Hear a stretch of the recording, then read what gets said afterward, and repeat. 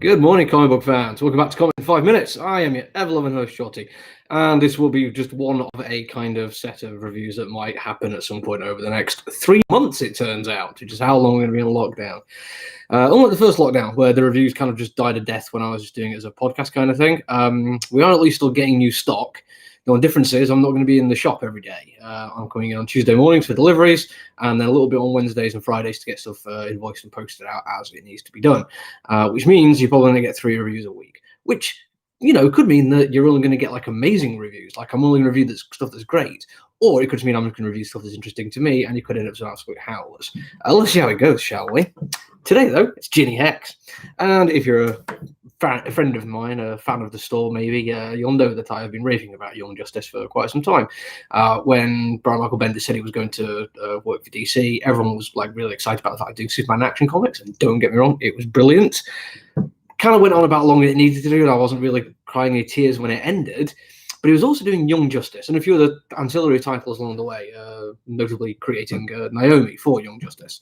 But he also does Jinny Hex, some great whatever daughter of Jonah Hex, a character I particularly like, even though they have a guy wearing Confederate Greys as a hero of a story. Bit dicey. Could be some issues there. But they have, as I say, the great granddaughter with a magical box full of supernatural and advanced scientific weaponry and the like. And when she ends up as Young Justice, I thoroughly enjoyed it. She was one of the standout characters for me, in fact. Don't get me wrong, I always get a bit of a kick out of Robin and Superboy having a chat with each other. The dialogue that Bendis does is fantastic. But Jinny Hex is a brand new character, is one that really appealed to me. And again, if you've been following these podcast videos, for a while, you'll know that I'm quite a fan of the Western genre. So the idea of a Jonah Hex Weird West spin-off thing really appealed to me.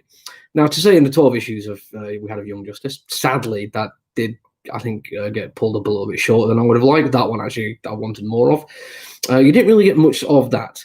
With an ensemble piece, most of it was tying into over-the-top Star Labs kind of stuff, which was the reason for Superboy Connor coming back, and also tied in with a lot of his Action and Superman run. So, you didn't really get the Weird West stuff.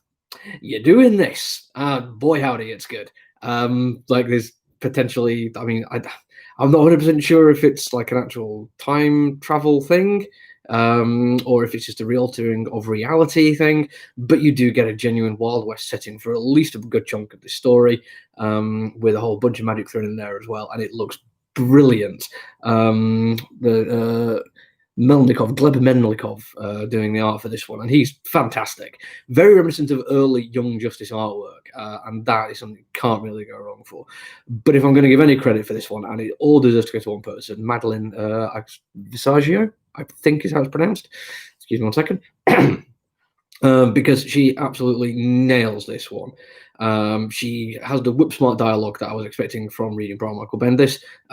She's got a wicked sense of humour. A lot of the story revolves around the fact that Ginny's mum died recently of ovarian cancer, and right to the end, she was telling really bad jokes. There's lots of puns based on there. In fact, there's a sign outside the Hex auto repair saying car puns are exhausting. But there's even a terrible joke literally about ovarian cancer. And it's terrible that you laugh at it, but you do. And because it's about a mum, it's also about a lot of family stuff. And that's a really nice take on it, because it gives a chance to flesh out the backstory and the world of the character really effectively. It doesn't feel like it's just thrown in there to add another character. It feels like some thought's been put into this one, and a story which could carry on going. The only disappointing, I'd say, is they introduced a rather wonderful Three-Eyed Jack villain. Very well written character.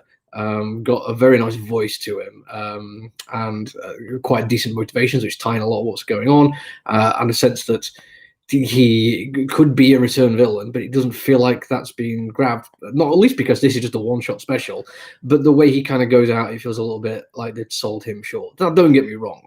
When you're doing a comic book about a female character, Jinny Hex, and Ladybird, her sidekick, who also gains some supernatural powers, I don't think I'm really losing any sleep over what they do to a male villain. But he was cool. And plus Three-Eyed Jack, it just spins off the old One-Eyed Jack from the playing cards thing, and I just really like that take on stuff. And it's those little details like that which give you a genuine sense of the West. And heck, of course, I'm gonna like something like that. Because it's only one shot, it does leave me feeling like there's a lot of potential here, and maybe there's a few things which could have had a little bit more time spent on them if there was like a definite set plan to carry on. And maybe we're going to see some solicitations coming out soon with Sashio's name on them, and we're going to get a full run of Jinny Hex, in which case I'm down for it.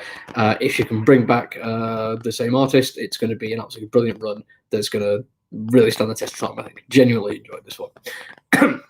Excuse me, down on hold there. That's it for me. I am disappearing now until Friday. I will try and get a review in then, and maybe if I'm taking stuff home, I might do another one on the weekend. We'll wait and see how it goes. I don't want to like plan too far ahead. I've just checked the news feeds today and seen that the lockdown, which was originally supposed to be to February half term, is now March 31st. Not quite the same thing. So I think we're all just playing it by ear and seeing how it goes. But as I say, take it easy. Look after yourself. Stay safe. Bye.